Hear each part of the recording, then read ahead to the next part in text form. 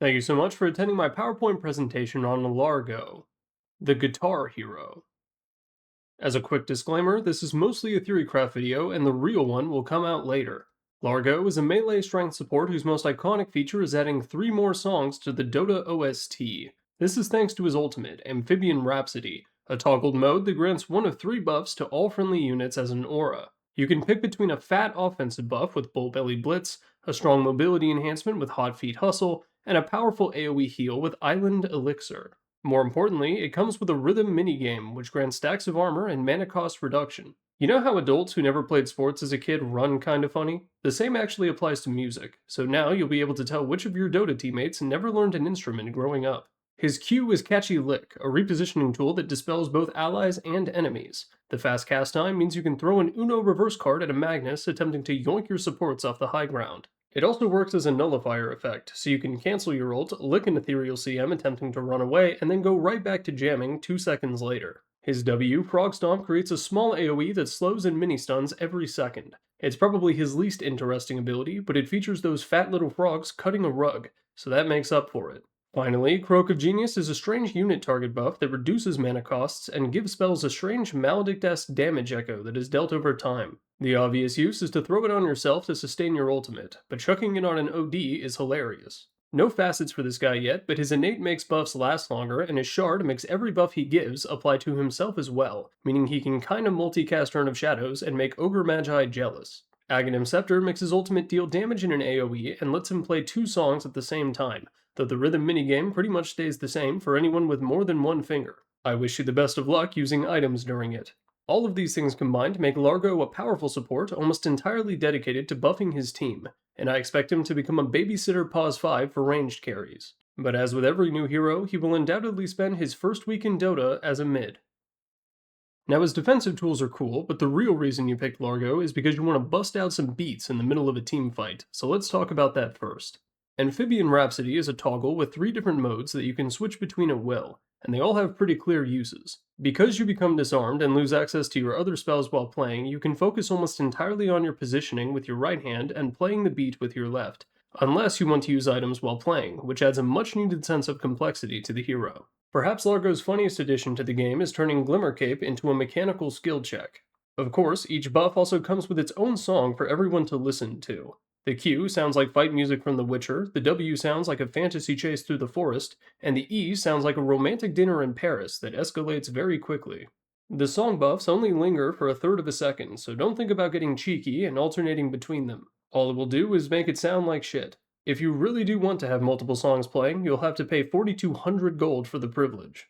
Aghanim Scepter will allow you to blend 2 different songs together at the same time, giving both buffs while also dealing damage in an AoE. The damage isn't anything to write home about, and it requires you to get up close and personal where your songs can be interrupted, so consider it a small bonus. However, having both the offensive and movement buffs at the same time is kind of nuts, and it's an insane way to complement a wombo combo initiation.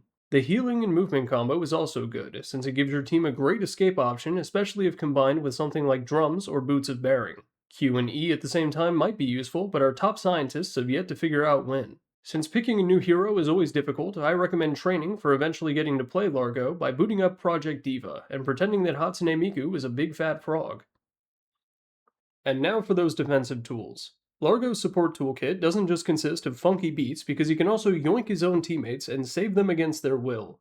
Catchy Lick is a cleverly named defensive tool that forcibly repositions both enemies and allies, and I foresee the former being vastly more useful. This is for 2 reasons. The first is that the pull distance on enemies is only about half of the cast range, but it's buffed on allies to pull them even further. The second is that it does not cancel channeled abilities, so you can't break TPs, but you can replicate that trick where you hook an allied Witch Doctor during his ulti. Sadly, it won't pull allies out of Chronosphere, but if you want to be annoying, you can give the Void a swift and subtle suck to mildly annoy him. Using it defensively also misses out on a meaningful magic nuke, but a 7-second cooldown means it'll be up in time to French kiss a Dazzle attempting to limp away from the fight. Another amazing part of his defensive toolkit is his innate, which extends the duration of all buffs. It starts at just 10%, but maxes out at a whopping 39 at level 30. Your Glimmer Cape gets so long that it doesn't even work right, ending the invis early because the magic barrier runs out first. Urn of Shadows into Spirit Vessel is another great idea, as allies will get even more regen even though an offensive cast stays the same. Thanks to the extended duration, he can also give Lincoln Sphere to a core for 20 seconds straight on a 14-second cooldown, but Lotus Orb with a 55% uptime may be more practical in most games. Aura buffs also work exactly the way you want them to, and I strongly believe that Drums of Endurance will become the default build for this hero once people get bored of buying Kaya. Note that this extended duration also applies to Croak of Genius, making it active for 42 seconds at max level. Manipulating buff duration is a very strange mechanic that no other Dota hero has messed with before. I fully expect Valve to panic and put these strats down like a dog after Christmas, so abuse them while you can. The strats, I mean, not the dog.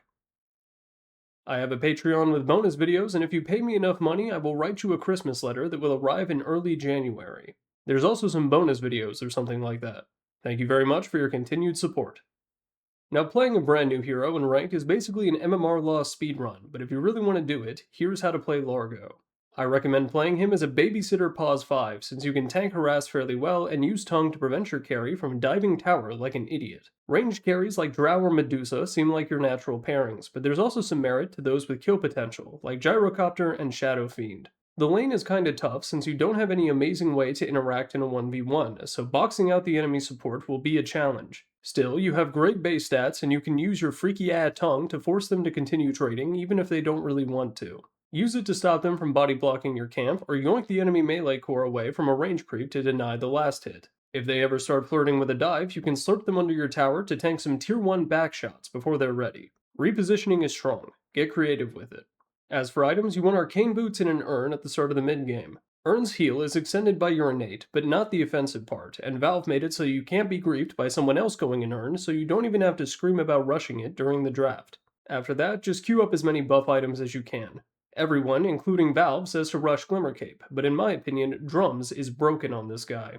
Get it before or after Cape, and then give your whole team a ton of attack and movement speed for like 8 seconds. Keep stacking defensive buffs and spend your mid-game hanging out ever so slightly behind your front line. This is yet another hero where you really do have to KYS. Keep yourself safe. Remember that your song aura only has an effect on allies, not enemies, so throw out all of your spells and then stick close to them to provide whatever bonus you think is best. Pair the drums with W to give everyone a haste rune, or slam the Q button to help your initiation. Deathball strats with an aura offlaner appear to be his ideal strategy, but you can always just play your E-song to heal your carry before they kill themselves to an ancient stack. You pretty much repeat that play pattern for the entire game, but thanks to your strength gains and a bunch of incidental tank from your item build, you're able to withstand some punishment later on. You should still KYS, but don't be afraid to tank some spells for your carry if you have to.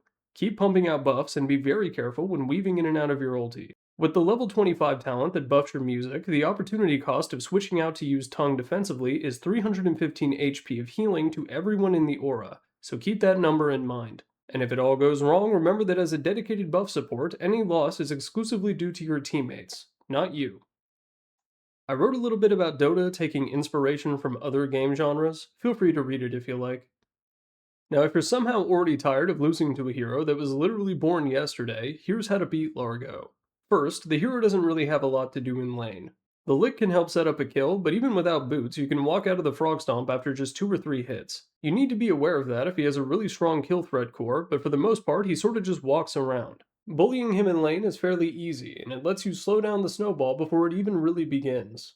Since he's so reliant on buffs and only grows more so once he gets a shard, dispels are a very good option against him. Glimmer Cape, Solar Crest, and his E are all dispellable, so wait for him to pimp out his teammate and then take it all the way with a Yules or a Nully. There aren't very many heroes that want to buy a Disperser, but it's probably the best all-around option for dealing with him, as it applies an offensive dispel and burns mana, which is yet another way to boil the frog. Casting all of his basic abilities costs Largo about half of his mana pool, meaning he only has a few hundred to spend on the songs. Burning away the rest with Mind Flare or Mana Drain is a good way to end the concert early. Diffusal is also nice, which makes Phantom Lancer a natural Oh, not anymore! Almost, gotcha! All of this combined can help you beat Largo, but if Dota buff statistics are anything to go by, he's continuing the time-honored tradition of brand new Dota heroes losing to themselves. In conclusion, Largo is a rhythmic hero, and you should absolutely play him. If you could somehow travel back in time to 2005 and show this hero to a Filipino internet cafe, I'm pretty sure all of their heads would explode. Peace on planet Earth.